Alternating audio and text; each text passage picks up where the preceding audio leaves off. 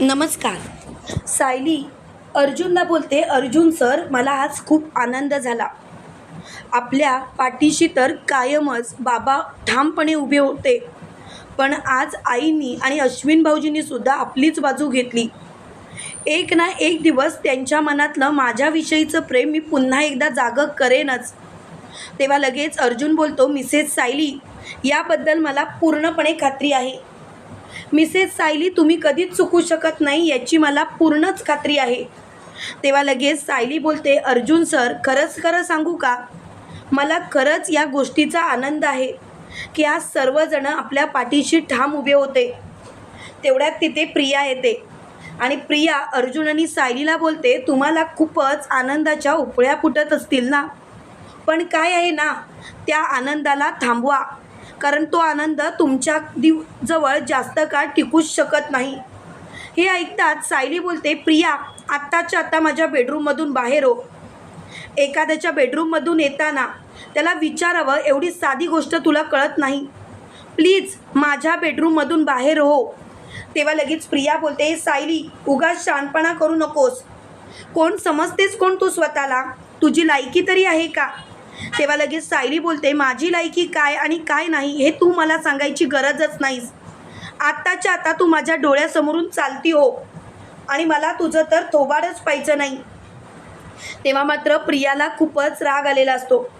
प्रिया खूपच चिडलेली असते. प्रिया मोठ्याने बोलते, पुरे, आता या विषयावर मला काहीच बोलायचं नाही आणि हा विषय आता इथल्या इथे थांबवा, नाहीतर गोष्टी खरंच खूप हातातून निघून जातील.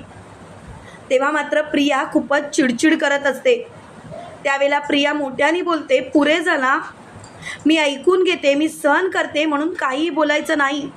तेव्हा सायली स्वतःच्या बेडरूममधून प्रियाला फरफटत बाहेर काढते आणि तिला बोलते, यापुढे माझ्या बेडरूममध्ये यायचं नाही, आणि ती तिला जोरात ढकलते. तेव्हा मात्र प्रिया पूर्णाजीच्या पायाशी जाऊन पडते. त्यावेळेला लगेच प्रिया नाटकं करते आणि ती म्हणते, बघ ना पूर्णाजी, माझ्याशी कसं वागलं जातं आहे. तेव्हा लगेच पूर्णाजी बोलते, काय चाललं आहे सायली हे? त्यावेळेला सायली बोलते, पूर्णाजी, या मुलीला मी कितीतरी वेळा सांगण्याचा प्रयत्न केला, जरा सुधार, पण नाही. ही मुलगी मात्र माझं काहीच ऐकत नाही, स्वतःचं तेच खरं करते. आता मात्र मला हिचं काहीच ऐकायचं नाही. तेवढ्यात तिथे रविराज आलेले असतात आणि रविराज हा सर्व तमाशा ऐकत असतात. त्यावेळेला लगेच प्रिया रविराजना बघून रविराज जवळ जाते आणि रविराजना बोलते, बाबा बघा ना सायली माझ्याशी कसं वागते. तेव्हा रविराज कसलाही विचार न करता प्रियाच्या उलट्या हाताची सणसणीत कानाखाली देतात आणि प्रियाला म्हणतात, गप्प बस, अगं लाज वाटते मला, लाज. खरं तर मला तुझी कीव येते, तुझ्याशी कसं वागावं तेच मला कळत नाही. खरं सांगायचं तर मुळात मला तुझ्याशी बोलायचीच इच्छा राहिली नाही. तन्वी, तू काय वागतेस काय नाही हे तुला तरी कळतंय का? तेव्हा लगेच तन्वी बोलते, पुरे झालं बाबा, पुरे झालं. म्हणजे आज तुम्ही या मुलीसाठी माझ्यावरती हात उचललात. तेव्हा लगेच प्रतिमा बोलते, काय चाललंय तुझं आणि तू कशी वागतेस, कशी बोलतेस, जरा स्वतःच्या मनाला विचार. मुळात तुझं हे वागणं चुकीचं आहे असं नाही का वाटत तुला? मला तुझ्या वागण्याचा त्रास होतोय आणि मी तो त्रास कधीच सहन करणार नाही. तन्वी, तुला कळतंय का तू काय वागतेस ती? अगं जरा तरी विचार कर ना गं बाई, असं का वागतेस तू? त्यावेळेला लगेच तन्वी बोलते, पुरे झालं. आता खरं तर मला तुमच्याशी काहीच बोलायची इच्छाच नाही आणि खरं सांगायचं तर तुम्ही आता पुरेच करा, कारण मला कळून चुकलंय, तुम्ही सगळेजण मिळालेले आहात. तेव्हा लगेच कल्पना बोलते, मला तर या मुलीचं काय करावं तेच कळत नाही. ही मुलगी असं का वागते तेच समजत नाही. प्रत्येक वेळेला येता जाता टोमणे मारणं, प्रत्येक वेळेला नाही ते बोलणं, एवढंच या मुलीला जमतंय. आणि खरं सांगायचं तर मला आता या मुलीशी बोलायची इच्छाच नाही. आता तर मला या मुलीशी बोलावंसं वाटतच नाही. विषयच समाप्त झाला. आता काही झालं तरी लवकरात लवकर सगळ्या गोष्टी मला व्यवस्थित करायच्या आहेत आणि त्यासाठी मी काहीही करेन. तेव्हा मात्र ती खूपच चिडलेली असते. तिला खूपच राग आलेला असतो. त्यावेळेला लगेच रविराज प्रियाचा हात धरतात आणि प्रियाला म्हणतात, प्रिया सायलीला सॉरी म्हण. तेव्हा लगेच प्रिया म्हणते, बाबा तुम्ही काही डोक्यावर पडलाय? तुम्हाला खरंच वाटतं या सायलीला मी सॉरी बोलेन? बाबा जरा विचार करा तुम्ही काय बोलता या गोष्टीचा. तेव्हा लगेच प्रतिमा बोलते, तन्वी एक गोष्ट लक्षात ठेव, तुझ्या बाबांशी या पद्धतीने बोललेलं मी सहन करणार नाही. तन्वी तुझं कसं झालं आहे माहिती आहे का? काही झालं तरी तू सुधारत तर नाहीस, पण तू दुसऱ्याला सुद्धा गृहीत धरतेस. खरंच तुझ्या या वागण्याचा त्रास होतोय आणि मला तर आता तुझ्याशी बोलायचीच इच्छा नाही.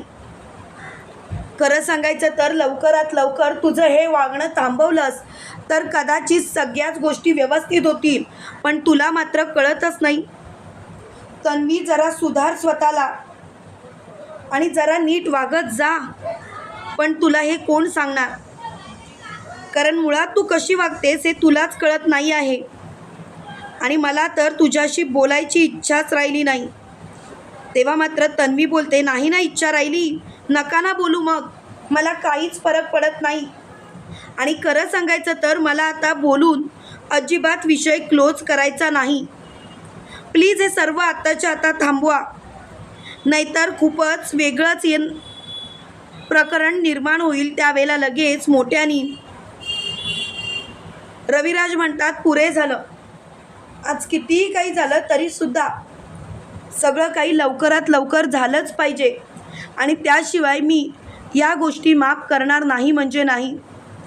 तेव्हा लगेच रविराज प्रियाचा हात धरतात आणि प्रियाला म्हणतात, प्रिया आत्ताच्या आत्ता तू माफी मागायचीस आणि जर का तू माफी मागितली नाहीस तर मात्र मी तुला सोडणार नाही म्हणजे नाही. तेव्हा प्रिया खूपच चिडलेली असते. प्रिया मोठ्याने बोलते, पुरे, जे काही करायचं आहे ना ते मी करणारच. आणि खरं सांगायचं तर मला आता या विषयावर बोलायचंच नाही. आता हा विषयच समाप्त करा, नाहीतर सगळं काही उद्ध्वस्त करेन मी. तेव्हा मात्र तिला खूपच राग आलेला असतो. ती मोठ्याने बोलते, आजपर्यंत बाबा मी तुमच्याकडे काहीच अपेक्षा केली नाही. अर्जुनशी लग्न करायची ही अपेक्षा केली होती, पण तीसुद्धा तुम्ही पूर्ण केली नाही. आणि माझं लग्न शेवटी मला ज्या मुलाशी पाहिजे त्याच्याशी मी केलं. तेव्हा लगेच सायली प्रियाचं थोबाड फोडत बोलते, लाज नाही वाटत?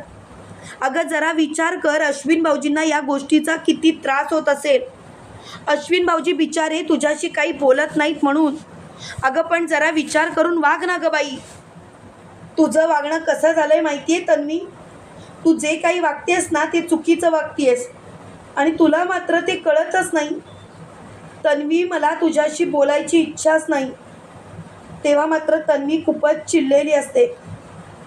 तन्वीला मात्र खूपच राग आलेला असतो आणि तन्वी मोठ्याने बोलते, पुरे झालं, आता मी कोणालाही माफ करणार नाही. त्यावेळेला मात्र रविराज बोलतात, सायली मी तुझी हात जोडून माफी मागतो. त्यावेळेला सायली बोलते, नाही रविराज काका, त्याची काही गरज नाही. चूक दुसऱ्याने करायची आणि माफी तुम्ही मागायची. रविराज काका मला हे मुळात पटतच नाही. रविराज काका एक गोष्ट लक्षात ठेवा, काही झाल्यास तरीसुद्धा मी प्रियामुळे तुम्हाला कधीच झुकू देणार नाही. रविराज काका तुम्ही कधीच माझ्यासमोर हात जोडायचे नाहीत. तेव्हा लगेच प्रतिमा बोलते, पण या मुलीला कुठे लाज वाटते? आपला स्वतःचा बाप कुणासमोर तरी हात जोडतोय याची हिला लाजसुद्धा वाटत नाही आणि काहीच वाटत नाही. तेव्हा प्रिया तिथून तावातावाने निघून जात असते. तुम्हाला काय वाटतं मित्रांनो, आत्ता तरी रविराजना कळून समजेल का की खरोखर काहीतरी चूक आहे? प्रियामध्ये तर प्रतिमाचे संस्कारच नाही. ही गोष्ट लक्षात येईल का? कमेंट करून नक्की कळवा. आणि असेच मालिकेंचे नवनवीन अपडेट पाहण्यासाठी व्हिडिओला लाईक आणि चॅनलला सबस्क्राईब करायला विसरू नका. थँक्यू.